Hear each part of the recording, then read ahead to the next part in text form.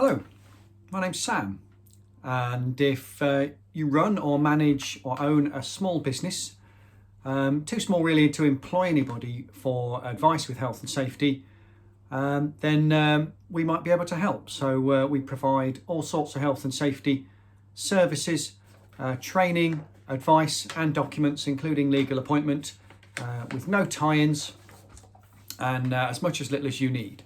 So the next 2 or 3 minutes might be interesting for you if you've come across the whole idea or struggled with the whole idea of sort of health and safety gone mad, and want to know a little bit more about how safety works when it works well. So we have some new phrases in our national vocabulary: furlough, social distancing. One of my favourites, epidemiologist. It's easy for me to say. One of these new words is efficacy, which I hadn't heard before the pandemic. Now, the word I think I would have used, and what we all would have used previously, is efficiency. And it made me wonder, and I wonder if you have, what the difference is between efficacy and efficiency. Well, efficiency is getting things done with a minimal spend of time and money and people and other resources. Other resources might be space or machinery or knowledge. Things that we spend which we've only got so much of. Now, efficacy is also about getting things done, but there's no mention in the dictionary definition of anything to do with any balance around how much is a sensible or effective spend of time, money or resources. So efficacy is just getting it done. We're not really interested in how much it costs to society or in terms of money or time. Efficiency, I think, much more interesting and much more sensible. So how does this apply to health and safety law? Well, the vast majority of health and safety law has efficiency built in. It doesn't mention the word efficiency, it uses the word reasonable. And there's a very specific legal definition for reasonable in the context of health and safety law.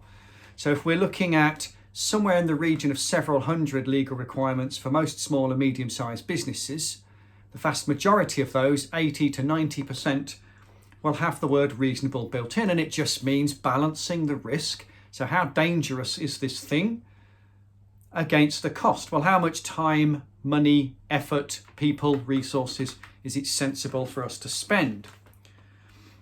So I wonder if you might have found that it's quite tricky to figure out how much time and money and effort, how much spend is right and sensible depending on the risk. Well, it's quite hard to pin the risk down.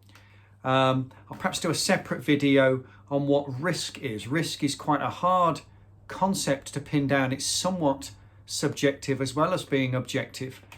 So I'll perhaps do a separate video on that. If you're interested, have a look, and that one will be popping up shortly. So if you're a small business, or if you know a small business that employs 5 or more people, and they're looking for some good advice around how to provide health and safety services, particularly the writing of risk assessments that state exactly what is sensible and appropriate for you as a business to spend in terms of time, money and resources, and trying to pin down what the risks are, then I would say it'd be worthwhile us having 20 minutes on the phone, or pop me an email across. So you can email my business at info@greensconsultancy.co.uk, or you can call our office and speak to myself or one of my colleagues on 0116 216 9224. I really hope this video has been interesting and shed a light on the difference between health and safety gone mad or doing health and safety badly, and how we do it for all of our clients, and how I'd like to help you to do it, and that is doing safety well and sensibly. Thank you for listening.